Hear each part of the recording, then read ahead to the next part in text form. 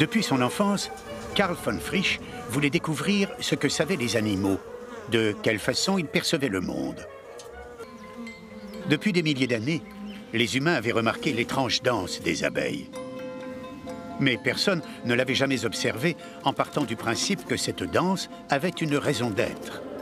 Avant Karl von Frisch, personne ne s'était jamais demandé pourquoi elle se déplaçait de telle ou telle façon dans une succession de figures en 8 complexes. Von Frisch a étudié le moindre petit geste des abeilles et s'est passionné pour ce mystère qu'il ne pouvait expliquer.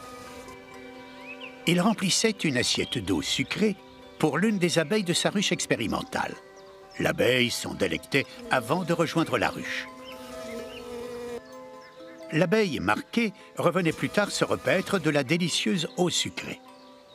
Von Frisch a remarqué qu'en seulement quelques heures, de nombreuses autres abeilles se joignaient à elle. Elles provenaient toujours de la même ruche. Ce que d'innombrables générations d'observateurs n'avaient jusque-là considéré que comme les mouvements spasmodiques et insignifiants d'un animal muet était en fait un message complexe.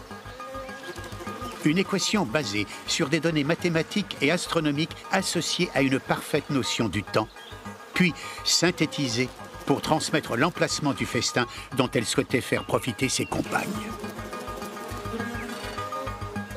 La danseuse utilisait l'angle du soleil pour indiquer la direction générale vers l'emplacement de la nourriture. Von Frisch a noté que lorsqu'une abeille dansait vers le haut, elle voulait dire « voler vers le soleil ». Et quand elle se déplaçait vers le bas, elle voulait dire « éloignez-vous du soleil ».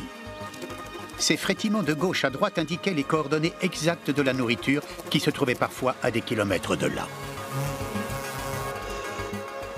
La durée de sa danse, à une fraction de seconde près, indiquait le temps qu'il faudrait à ses compagnes pour l'atteindre.